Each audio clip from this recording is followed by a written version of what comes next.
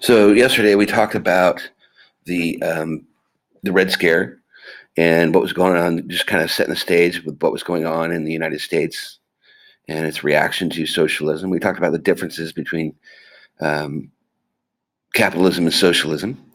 And today we're going to go ahead and back up, look at the origins of socialism in the 20th century, starting with the Russian Revolution. And then we'll start to get into actual naming of names in Hollywood 10 and see what happens to these people.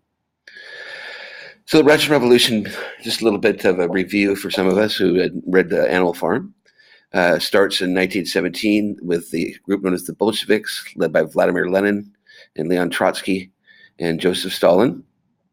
Lenin comes out of exile. He'd been kicked out of Russia in this labor strikes, 1905-ish, and they overthrow the Tsar. And because the Tsar had treated the Bolsheviks and the peasantry so badly, they decided to make an example of him, and they executed him and his family.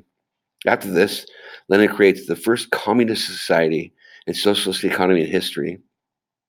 However, this doesn't end well, and it quickly descends into a more totalitarian state.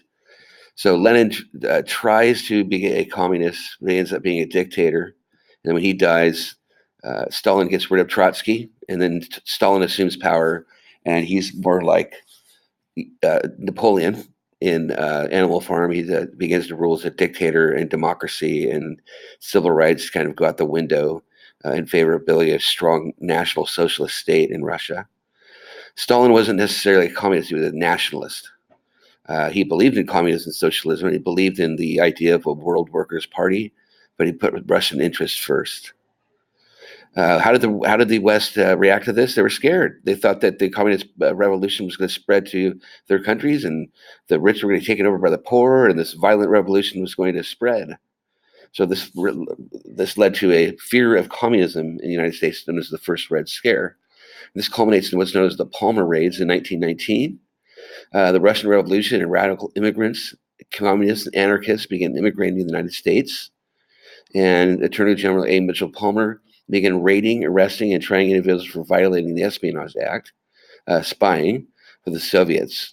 Workers throughout the world were emboldened by the revolution and thought workers in their countries would overthrow their governments too and give the factories to the workers to run. So you can see, I mean, when the United States, a very conservative capitalist country, is looking out into the world and seeing all these changes, the reaction wasn't very positive. They wanted it to change. They wanted Russia to go back to either being a capitalist country or some sort of republic that wouldn't threaten the interests of capitalist economies in the world.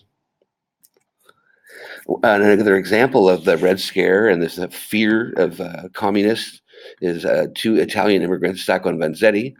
They were accused of a crime of robbing a paymaster for a shoe company in South Braintree, Massachusetts. A paymaster is the guy who goes and gets the money and takes it to the bank. And so allegedly, Sacco and Vanzetti robbed this guy, and they shot and killed him along with the guard for this shoe company. Now, the evidence against these guys was very shaky, and the international community was behind their innocence. They supported the innocence of these two men. However, the trial wasn't a perfect trial, and they ended up getting convicted of murder. And many feel that that was a crime they did not commit. They were even pardoned by the governor of Massachusetts in the 1980s. Another example of the Red Scare coming home is the one during what's called the Second Red Scare. So the first Red Scare was the early 1920s. The 1930s, we actually were aligned with the Soviet Union because of the threat of fascism in Europe. World War II, same thing, 1940s.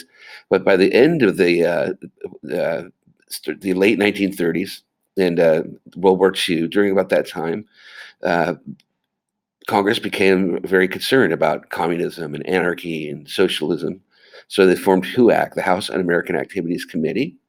They were formed to allegedly to investigate disloyalty and subversive activities on the part of private citizens, public employees, and those organizations suspected of having communist ties. Even though communism was completely legal, the government, again, because of its fear, was willing to violate civil rights in order to protect itself and protect its people from communist insurrection.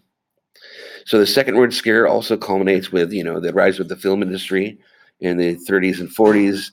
The United States actually begins funding films that were against communism.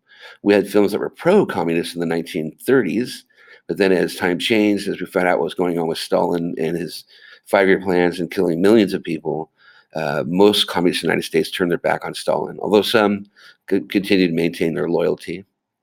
So a lot of these, one example of these films was The Red Menace, which shows the domestic spying and its influence and on the paranoia and concern about communism in our society. Now, there was concern about spying, and a lot of historians look back on this. Liberal historians think, well, it wasn't any big deal, and we violated a lot of civil rights. But the conservatives thought it was a big deal. There were spies in the State Department. There were spies in the United States. The Venona Project, which broke the Russian code for spies communicating with the Politburo, the Comintern, those are international communist organizations, found out just the extent of what was going on and the amount of information that was going back to the Soviets. So it's a kind of a middle ground. There was a concern, but there wasn't so much of a concern that civil rights should have been violated. There wasn't that many Soviet spies in the United States, but they were a concern, especially because of them leaking nuclear secrets. For example, Klaus Fuchs, a British scientist, he colluded with the Soviets and gave them secrets from the Los Alamos Trinity tests. The Trinity test is when we detonated the first nuclear bomb in history. He gave up the Rosenbergs, Julius and Ethel Rosenberg. And for naming the names, instead of getting death for treason, he got 14 years in prison. The Rosenbergs were then put on trial. They were found guilty, and they were executed. The Rosenbergs gave out very, very sensitive information to the Russians about how to build a bomb. And when asked why, they said because there would need to be a balance of power in the world. Not one country should have a nuclear bomb. Alger Hiss, another famous spy that was exposed by Richard Nixon, a congressman, a part of HUAC. And then he's going to eventually become the vice president to Eisenhower. And then he's going to run for the presidency and lose in 1960 and then win in 1968 and 1972.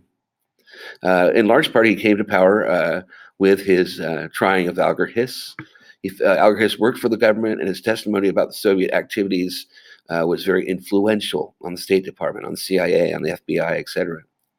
Whittaker Chambers was a Soviet sympathizer that was exposed in the 1930s. Although he denounced communism, he did help get Hiss convicted of perjury.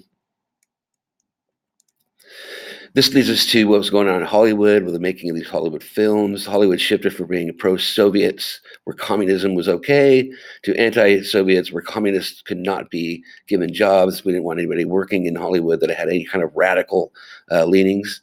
So this leads to the 10. And the 10 were 10 men that were called in front of the House of Americans Activity Committee and asked if they had any affiliations with the Communist Party and if they knew anybody else in Hollywood who does. The Hollywood 10 are famous because they testified and they refused to give any information and name names. A couple of men just sat there and didn't say anything. Some men invoked their Fifth Amendment rights not to incriminate themselves under testimony. And some men just refused to altogether to name names, although they admitted to being in the Communist Party. One man, Elia Kazan, did name names. He was kind of a snitch, and he ended up getting a lot of these people subpoenaed and put in front of the committee. Richard Lardner was just some examples of the Hollywood 10 and what happened to him. Richard Lardner, he stood by his fellow members. He refused to name names. There's a very famous question they would have to answer in front of the committee. Are you now or have you ever been a member of the Communist Party?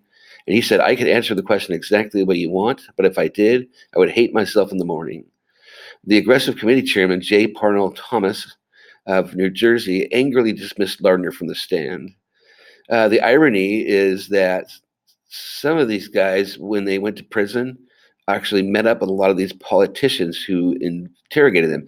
So, for example, Representative Thomas, who was the head of the committee, ended up going to jail for corruption, bribery. And so Thomas met Lardner in prison in Danbury, Connecticut. Kind of an irony. J. Howard Lawson, he served 12 months sentence in a minimum security federal correctional facility in Kentucky.